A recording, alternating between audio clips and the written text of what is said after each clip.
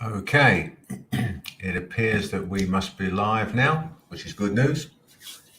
Anyway, I'll just give it a few seconds, make sure it's absolutely working straight away and everything is live and still going before we get started, because we've got a few things to talk about and hopefully won't keep you too long tonight.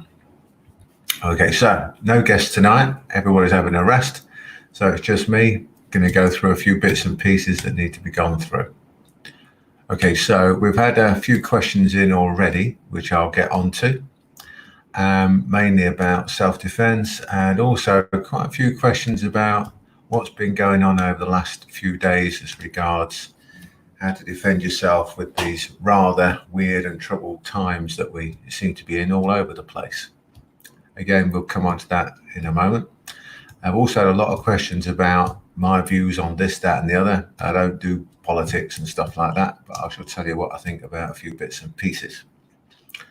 Okay, so hi, Robert. Good to see you.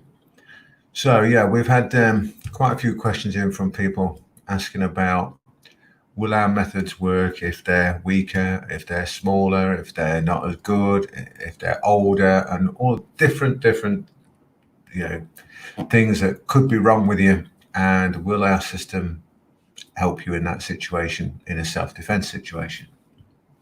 Well, there's a caveat here. It depends, because who knows what that self-defense situation is. But what I can tell you is that knowledge of what we do is going to help you far more than without that knowledge. So whatever happens, it's better to have the knowledge than not have it. So it sounds like a bit of a cop-out answer, and in a way it is, because every single self-defense situation is completely different. And depending on your own physical ability at that moment in time, and your mental ability at that moment in time, and the actual situation at that moment in time, who knows? You could be the best fighter in the world and you've just been clocked, sucker punched by somebody out the crowd, and that's it. It's game over anyway. So, but knowledge of our stuff will help more than without it. It's simple as that. So that's just the way it is. So we've got a very low video rate tonight. For whatever reason, the internet has suddenly gone super slow. So if it's blurry where you are, it's blurry. It's clear as a bell where I am, but it could be blurry down the road. So sorry about that. Other questions before I come on to yours, Robert. Other questions that people asked were about some of the things that they couldn't see when we did the video showing you how we train a bit, because again, internet suddenly went real bad again that night.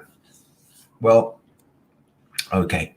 One of the main ones was the hand position on Kota Gaesh. So I'll explain that one. There's the hand that you're going to do something with. Most people bend it back. So they grab hold of it and they're doing a move like this or like this, and they twist it. And they bend it back, turn it round a little bit, and they're pushing down on that side. However they grab it, I can't show you too well on my own hand, but they grab like that, which is fine, it works. But what happens is that people tend to make a fist and make their hand strong, and then it's very, very difficult to turn that and push down. If not impossible, you're not going to do it. So rather than do that, you want it like that, and then you rotate the whole bit here. So the whole bit is rotated, and then you apply the movement, and it works so much easier. So that was one bit that people couldn't see. Hopefully you can see it better this time. We will be filming some of the stuff that came out blurry when we did some techniques and training methods for you. We will be filming that over the next week or so, and we'll put it out on the blog so that people can see what we're talking about a lot more clearly. Okay. So, Robert, we'll do yours because you're here. Any good street weapons, walking canes, etc.? Okay. The best weapon you can have is your mind, right? That's the best weapon you can possibly have. You've got to be aware of everything and avoid trouble where you can. All right. Avoidance and awareness is the key to self-defense. You know, it's better to never ever be in a situation where you have to defend yourself. It's always better to somehow find a way out of it before it even starts. That's the best bit of self-defense you could ever have, where nothing happens. That's the best.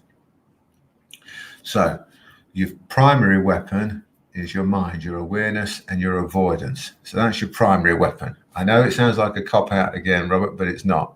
It's the most important part.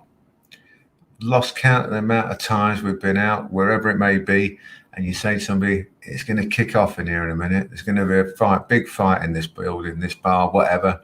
And you leave, and then 15, 20 minutes after you've left, all hell breaks loose in there, and you just manage to just go away and carry on and have a good night out without any of the hassle.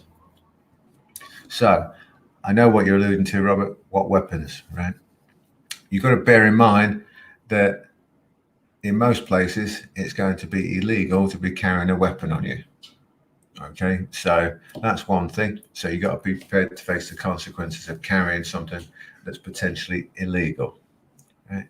So a lot of people have things like Kubotan, and they say put the keys in between your fingers and hold the Kubotan, and they carry something on them that could possibly be used as a weapon. The way I think of it is this: if you live somewhere or are going somewhere that is potentially that dangerous that you think you need a weapon, then one, you shouldn't be going there. And if you do have to go there, then take a weapon with you. Simple as that. If I had to go somewhere that was that dangerous, I would be carrying a weapon. And that's it. Take one with you. We're assuming on this that you're caught out somewhere and you need a weapon. Well, if you're caught out and you need a weapon, if somebody's pulled a weapon on you, odds are you're in a lot of trouble. And that is a whole new can of worms that we've got to be looking at. Now, Robert's mentioned the riot thing. I've had a load of questions on the riots, and a load of people around me who train with us and people who train at the same place, all talking about these riots and things like that. And everybody's got an opinion on it. Everybody's got an opinion on the arrest thing and the cop that needed on the guy and all that sort of stuff. I'm not going to get into the politics of all of it. Suffice to say that I saw a clip of some of what was happening. It wasn't a full length clip, but the procedures that the cop did were just ridiculously wrong in every way, shape, and form. You can't even, there is absolutely no line of defense for what he was doing. End of story on that. It was just absolutely insane what he did. Absolutely insane. There's all sorts of stories on the interweb about relationships between the two of them and all that sort of stuff. You never know what's true at the minute. You just can't tell right from wrong anywhere. We get different stories here to what people get in the West. So anyway, who knows on that? But what I saw, he was completely, utterly, and totally in the wrong. End of story. And I believe he's been arrested and charged. So that's that. As for the riots, there's no excuse for riots. Protesting is protesting. Protest as much as you like. Got no problem with that. Rioting's a different story. I've heard reports, again, don't know if they're true, but I've heard reports of law enforcement officers being shot and killed in different places. Other people being badly injured. Lots of businesses being completely ruined and things like that. Ransacked. Small businesses who've just opened up after a few months of lockdown, suddenly they've lost everything again. And people giving excuses like, well, they've got insurance. Well, that's ridiculous.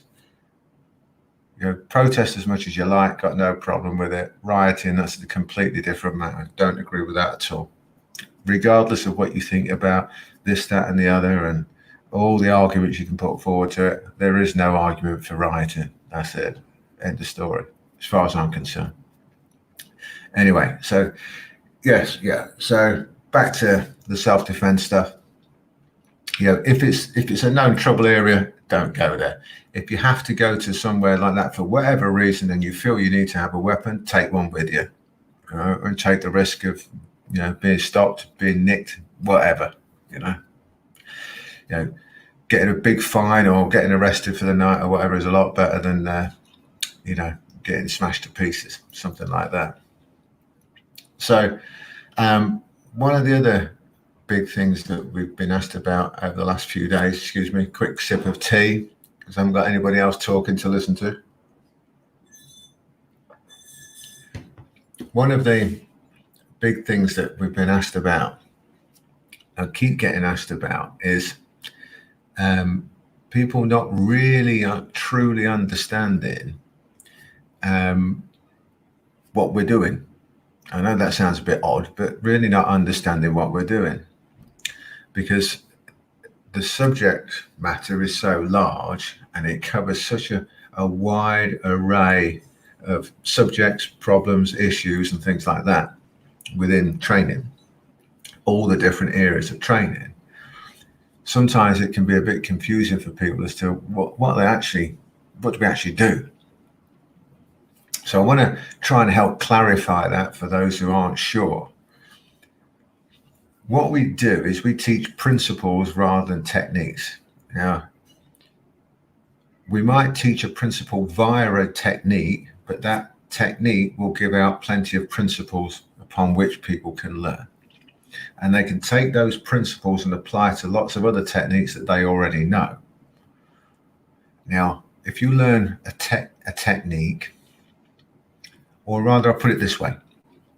If you go to a 3-hour training seminar somewhere and you get shown 100 techniques, you may or may not remember some of them. You might remember 10 of them, 15 of them, something like that. Now, that's okay. You've learned some techniques. But if you learn some principles, if you learn 10 or 15 principles in that time, you could improve every single one of your own techniques massively rather than just learn some new techniques. You will, whilst learning those principles, maybe learn some new techniques as well. So you're not only learning techniques, you're getting these principles that will help you to make your own techniques and any other techniques you learn better and better. Now, how does that work? Well, if you learn a principle and you understand that principle and are able to apply it to a technique, you effectively invent doing that technique that way, rather than blindly copy what somebody's shown you. So if you are effectively inventing a technique, you will never, ever, ever forget it. You won't forget something that you invented. You may or may not remember something that we show you, but something that you invent, I can't imagine you ever, ever, ever forgetting that. So that's the principle upon which we teach, that we give you these principles, these ideas that you can then apply to everything that you know. We call them players. There's a big general sort of statement to cover all of it. And within that is pressure points as a big study area on its own. Within that is waveforms, a big study area of its own.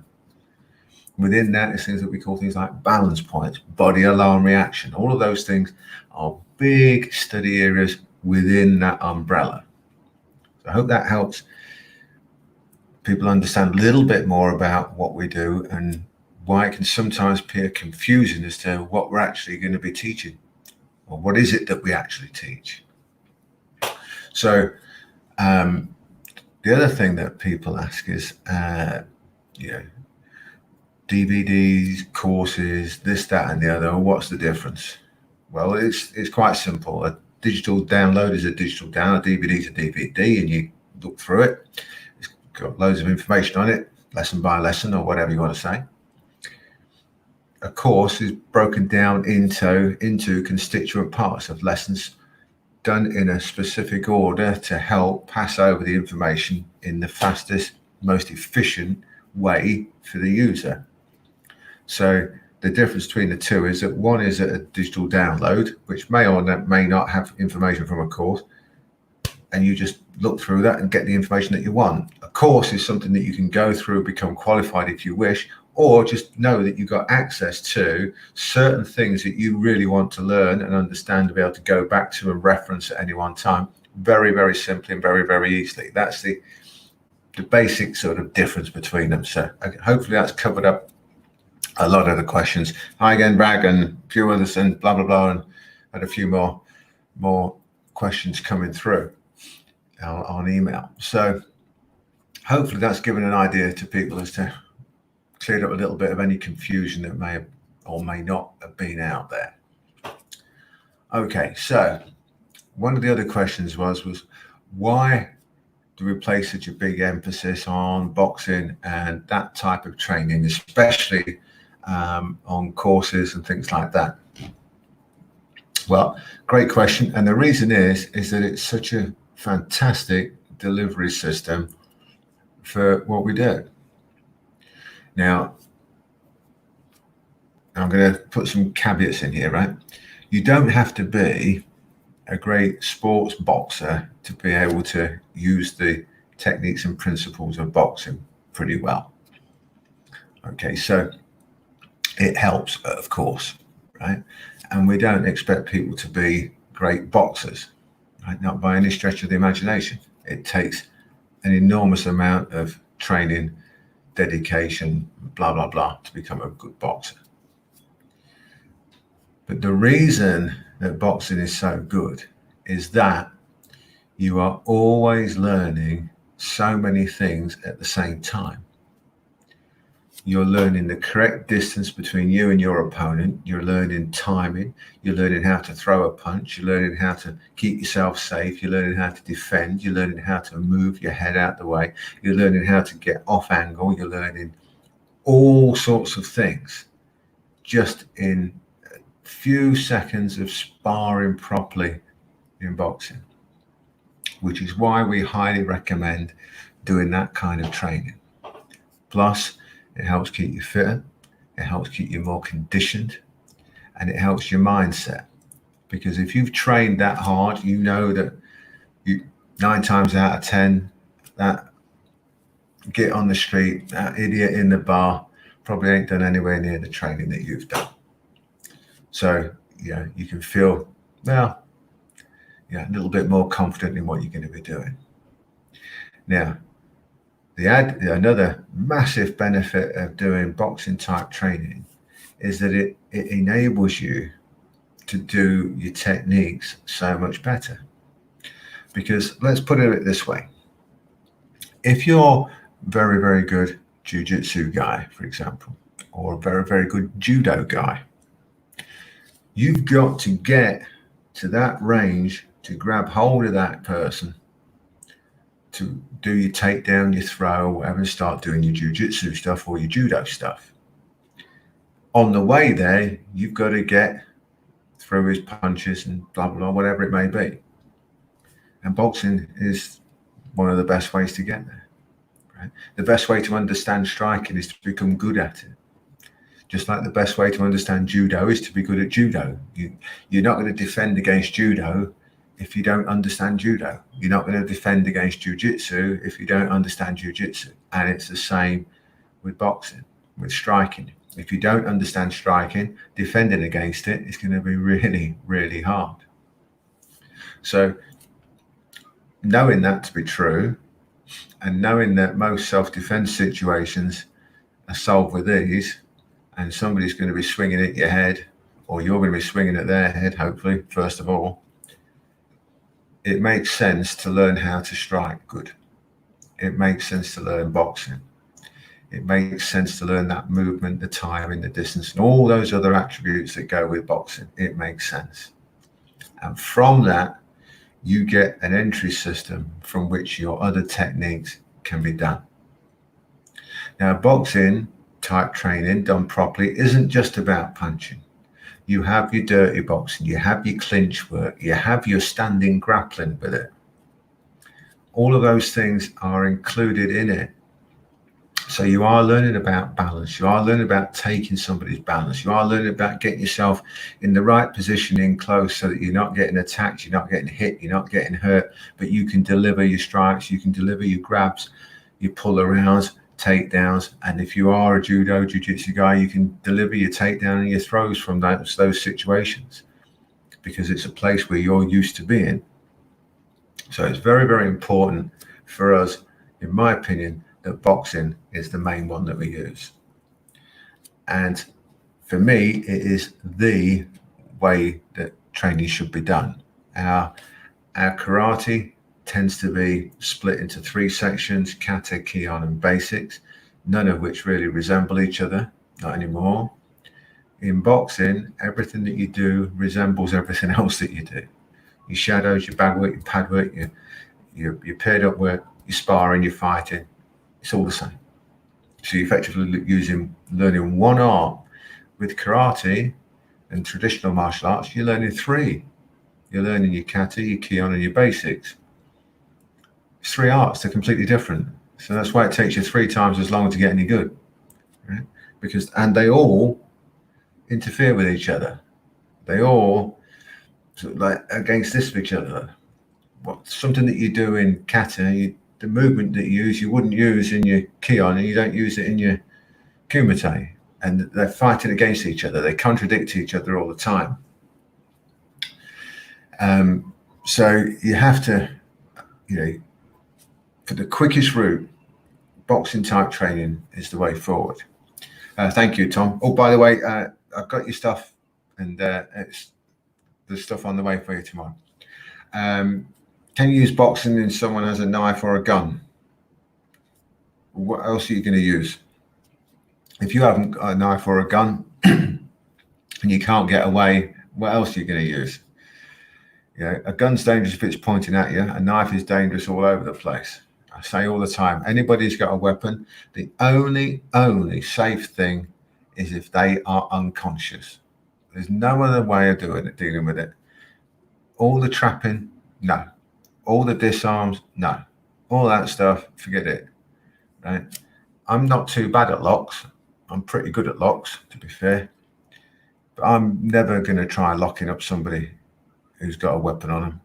It's hit them and hit them and hit them and hit them so hard that you just absolutely destroy whatever you land on. You should be putting them into the middle of next week. You should be hitting them that hard that it takes them months to recover from it. It's as simple as that. If somebody's pulling a weapon on you, it's for a reason. They're basically saying they're going to kill you. So you've got to hit them that hard that they don't wake up. That's what you've got to do. That's the mindset that you must have, because it's ridiculous to think you're going to do a gentlemanly disarm on somebody whose intent is to kill you. That's just insane. Your intent has to be above their intent. It has to be to have a chance of surviving. You can't be in defensive mode if somebody's got a weapon. In terms of your mindset, you might be defending what's going on, of course, don't get me wrong, but you can't be on the back foot thinking, if I just keep defending, I'll be all right, because eventually it gets through. It's like trying to defend somebody who's throwing punches at you. Eventually a punch will get through. Try it. Just try defending all the time and see what happens. You get hit eventually, and if that's a knife, you're stabbed. You can't afford to take those chances. You have to be knocking them out. You have to be hitting them that hard that they don't wake up. You have to smash them as hard as you possibly can. And that's my advice for, anything to do with a weapon. I've often said that if somebody came at me with a weapon and I was lucky enough to get it off them, they would end up with it sticking in them, up them, or out of them, as they learn they're unconscious. There's no two ways about it. And I've said it before, if somebody damaged me with a weapon and I managed to survive it, I would hunt them down like a dog. I would hunt them down. There's no two ways about that. So a weapon, something like that, it's super serious. Their intent is to kill. To pull a weapon on you, their intent is to kill. So your intent must be above that. You've got to go back with far more intent than them. That's my views on it, and they won't be changed. Okay, I've had a few more come in on email, and people still asking. I had loads. I don't know why. Loads of it. There's about 20 odd people asking about this stuff that's been going on all around the world. And what have we had here? We haven't had nothing here. We've had no riots here, nothing like that. We're in Asia. We haven't had anything. Southeast Asia. Right? Nothing going on. We haven't had any lockdowns with this COVID stuff either. We had none of that. So again, we haven't experienced what you guys are going through with all these lockdowns and all the crap that you've been putting up with. We haven't experienced it here. So, I'm sorry for you. But yeah, we haven't had any of that stuff. The worst we had was that the boxing gym closed for a few weeks, and one of our favorite restaurants stopped the buffet for social distance because of a potential infestation or something. I don't know, whatever. That was as bad as it got here. Right? People didn't, and we've only had 123 cases, and everybody's recovered. So but the COVID thing, I don't know why people ask about COVID stuff on a martial arts thing, but my view on it is with all these riots going on, there's either going to be a massive increase of COVID in 2 more weeks, or there isn't, in which case maybe it wasn't as bad as people said. But there you go. I've had reports from people who personally know working in hospitals in different countries around the world saying that they're only at 30-40% capacity, and it's nowhere near what the media are saying. What's right or wrong, I have no idea. I'm only telling you what I've been told. But the people who are telling me, I personally know. I've got no reason to lie. Yeah, Robert, walking cane doesn't look like a threat. No, but it's also, it can be very effective, of course. But again, it's only as effective as the person using it. And, there are much better weapons than a walking stick. Things like that. It can be used quite well. If you use it more like a baton and you use it for striking here and blocking stuff and hitting like that, it's probably better than swinging it. But again, your mind is the best thing. If you're in a bad area, get out of there. All those sort of things. Avoidance and awareness to me is the biggest thing with self-defense. Just keep out of the way of trouble. If you're not there, you're not going to get hurt. It really is that simple.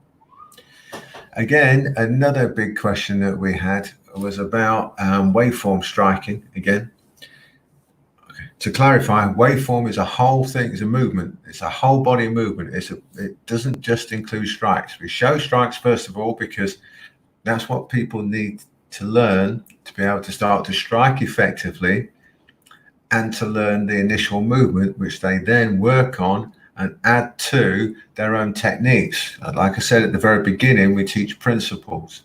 So waveform is a principle of movement. We teach the principle of movement via strikes so that you can understand that it gives you a massive increase in power. So this movement may be worth learning. So by teaching it in that way, we've given you some techniques that really, really work well. They give you a massive increase in impact. At the same time as you're learning that technique per se, you're gaining the principle of waveform movement, which you then should be applying to everything else that you know. One of the big mistakes that people make, I'll say it again, is that they think of the waveform as just a strike, and they think of it as a technique. It's not. It's a principle. Take that movement and apply it to every technique that you know, whether that be a lock, a choke, a strangle, a takedown, any type of strike, any type of grab and moving around, standing grappling, any type of clinch work. Put that movement into it, and it will help the effectiveness and increase the effectiveness, in some cases dramatically. It will increase your power and the impact dramatically. Some people do that kind of movement naturally on certain techniques. We've all seen people who are naturally gifted punchers or throwers or whatever it may be, and they're using that type of movement naturally. They just know what to do. Their body knows what to do. What we tend to do is train that out of our system, rather than keep using that natural movement as we should do and using it on techniques and in everything that we do. Dave's saying in a riot, hit and move continuously to escape, the only thing that might work, and boxing specializes in that. Absolutely. Couldn't agree more. again, one of the big questions is, what would you do in a riot? You know, how do you defend yourself in a riot? Again, it depends, isn't it? It depends on what's going on, right? But as Dave just mentioned there, if you just think of it like this, if you stand still as a stationary target and just put your hands up against a boxer, he's going to have a field day. If you're moving around in the opposite direction to the boxer, he's going to struggle to hit you. And so it is that simple in a riot situation. If there's people coming at you and you're going a different direction, then they've got to chase after you. If you hit them and you push or do something, smack, push away that way, and you go that way, they've got to get back to you. By which time, if there's that many people involved, getting to you is going to be hard work. So you've got to hit and move, hit and move, hit and move, and be constantly aware. It's 360 degrees awareness at all times. A few weeks ago, we had Big Paul Butlin on with us, and we mentioned our Sunday morning training that we used to do back then, when all the doormen and everything used to come around, and all our guys would be there early on a Sunday morning. I said some people were coming straight from door work, straight round. And that Sunday morning training, people didn't, there was a hardcore that were there, and then there were people that turned up once, didn't like it, and never came again. A lot of tough guys turned up once, didn't like it, never came again. During training, one of our guys, Jez, good old Jez, we used to call him cheap shot. Right? Because you might be trained, so you might be learning something, trained up in pairs somewhere, just working around, training stuff. All of a sudden, you got smacked in the back of the head or something like that, and it's Jez. You just creep round the room, give you a dig. Why? Because people weren't keeping a 360. Part of the training was it doesn't matter that you're in a training hall, doesn't matter that you're in a gym, doesn't matter that you're in a safe environment learning a technique, keep a 360. Keep your awareness going whilst you're training, because you never know when an attack may happen. So that was it. So Jez, cheap shot, got everybody doing a 360. And it worked. You should have seen the alert level going up on everybody, the awareness level on everybody. They're training. They are not blinkered at their opponent like this. They've got him. They've got their opponent here, but they're also aware of everything around them. And when they've finished doing a technique, they say it might have been a simple takedown or whatever. Some people fixate on the person they've just taken down. That's when you get clocked. Sometimes they fixate on the person they suddenly got on top mount. That's when they get booted in the head. You've got to keep a 360. And we did that every Sunday morning training and all our other training. And it's something that people forget and don't realize how valuable it is in training. And Jez was the one really pushed that with people, hence the cheap shot merchant. Chad, is the waveform strike similar to Systema strike? Are there a lot of Cambodian boxing competitions in Cambodia like in Thailand? Is it similar to a Systema strike? Yeah, I suppose in a way. I've seen a few. I've met a few of the Systema guys. We've trained a few of them, and there are some similarities. There are similarities in some of the way they sort of like whip with it. There are some similarities in that, for sure. And it's all about, like you're saying, getting the body weight behind the strike. It's natural movement, exactly. So there are similarities. And some of the Systema stuff I've seen, I've really liked. Yeah, simple as that. They get a bad press because some of the stuff they put out on the interweb, but I know some people who train there and they're nice people, good people. I like them. Are there a lot of Cambodian boxing competitions? Not at the minute. There's nothing going on. No competitions anywhere. We're waiting on the Boxing Federation to open back up so that one of my guys Theodore, as you met, can start boxing. Well, not individually met, but you've seen them, you guys. But nowhere near as many as Thailand. Obviously, Thailand's like 8 times the size population, and so obviously there's a lot more going on there, and they've got bigger gyms and lots more stuff happening there. But yeah, so it will be. They were supposed to have the World Left Y Championships here in March, but I don't think it happened because of what was going on. So yeah, the waveform thing is very important that people understand that it's a whole body movement as a principle. It's very important that people understand the 360 and the self-defense training, and do it in your sports training as well. If you're just into sports, do it in that as well. It will help you with your sports training. If you're into kata, do it in that. Again, you see people focusing on just and they're doing their ki. Keep the 360. It's a very, very good addition to your training, and one that, like I said, that Jez was rather adept at being a cheap shot merchant on things like that. I actually had Bruno, Jez's partner in crime, Bruno, attacking me out of nowhere when I was trying to teach a seminar once. He turned up and he just suddenly started to attack. He'd just jump out from the crowd and attack for no apparent reason. Whilst I was trying to do something, I was wandering around helping people. Bruno, just to make sure you're keeping the 360. Rather amusing. Good way of doing things. Another question that got asked a lot about this week as well for some reason is kicks.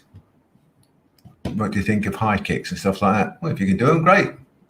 I've done some excellent kickers in my time. I'm not particularly worried about kicking. I don't see myself going into any kicking sporting competitions. I'm certainly not going to be worried about kicking on the street. So I don't practice kicks much at all.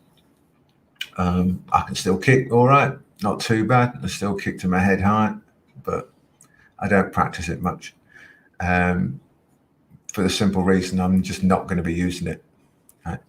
No real injuries from kicking. Again, that was another question, because a lot of people I know have had new hips or double hips and all things like that, double hip replacements.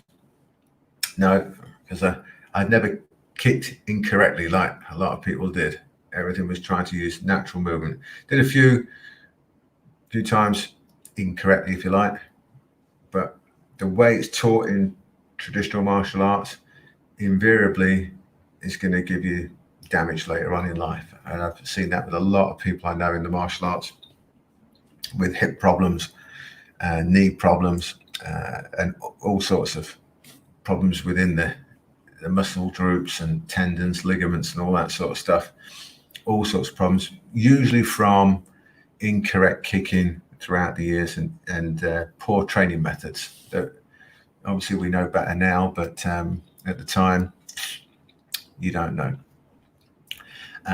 So kicking, I just don't really bother with. But the waveform movement that we teach will dramatically help with kicks and knees and things like that. Any type of move, it will help with anything that you're doing. Again, it's not just striking, it's the waveform movement. So I should really start just calling it waveform movement than waveforms, because people start thinking it's striking when it's not. It's a whole body movement. Okay, the last one we're going to do tonight was people asking, again, getting back to this riot thing, people asking about the arrest and all that sort of stuff and my views on this, that, and the other. I don't do politics, so there's no point in asking me if I'm like this party or that party or whatever, right? My view on it is quite simple. I don't trust any of them at any time. And if you vote red, you vote red. If you vote blue, you vote blue. But here's the problem that you've all got, is that you vote red, they get in, everybody likes them for a bit, and they maybe get in again. Then everybody says, oh, they're making a cock up of it all, so they vote blue, and then blue gets in, and maybe get in again.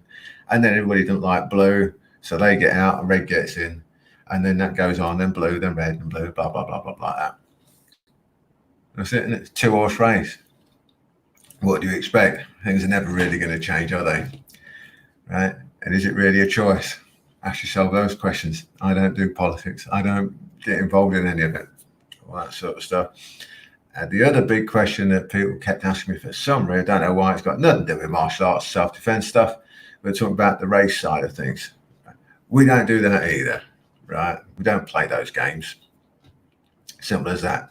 You're either a good person or you're not. I judge everybody on whether or not they're nice. If they're a twat, they're a twat. I don't care what colour they are. I don't care what religion they are. I don't care what anything else. If you're a twat, you're a twat. If you're a good un, you're a good un. It's as simple as that. At our gym, we've got white, Asian, black. We've got Muslim, Jewish, Buddhist, Catholic, Protestant. And guess what? Nobody gives a flying nobody. You know why? Because we're all doing martial arts together. We're all training. And that's it. That's the thing that gets people together for me, is training. Right? We don't have any squabbles. Everybody has a laugh and a joke. Everybody picks on everybody. Everybody gives it back. Everybody takes the piss. Everybody takes the piss back. Nobody gets upset. Nobody gets offended. None of it. Martial artists. You get a load of martial artists in a room, you don't get trouble. You get a unity, like a band, a family bond, whatever it may be. You could go to a kids' football match, school kids' football match, and the parents will be fighting from either side. It happens. You could go to a huge martial arts event, everybody's nice. There you go. So I don't do any of that stuff. I don't get involved in it. That's what happens with us. We don't tolerate twats, right? Simple as that. If you're a twat, you don't train anywhere near us. We don't tolerate you. Don't care anything else about you. If you're a twat, you're a twat. End of story, right? And if people think, oh, I'm a twat, don't tolerate me, fine. You don't need to tolerate me. That's it. We just don't mix with them. That's it. Yeah. But like I said before, a riot is a riot. That's out of order. Protest as much as you like. That's fine. And if you want to protest about what I've just said, that's up to you. If you want to riot about it, don't go burning buildings down. Don't do it. Just protest. If you want to protest, you can protest. Everyone's got a right for that. Anyway, that's enough from me. I've waffled on. Nobody else here tonight to talk to us. People locked down. They've got problems. I had a few people from America that were going to come on, but they are working the streets, keeping people safe from all this sort of stuff that's going on out there. Bless them for that, you know. And just so you know, Chuck, who was on a few weeks ago, he was out the other night, and there were people from two sides. People who were peacefully protesting with a legitimate protest that nobody was arguing with. None of the police were arguing with it. They agreed with them. And there was other people there who were there just to make as much problems as they could, and just to cause problems, cause trouble, create damage, and create violence. From the horse's mouth. Anyway, that's enough from me. Thank you, everybody. I hope I haven't bored you too much, but there you go. If I have, I'm sorry. See you next time. Thanks a lot. Bye-bye.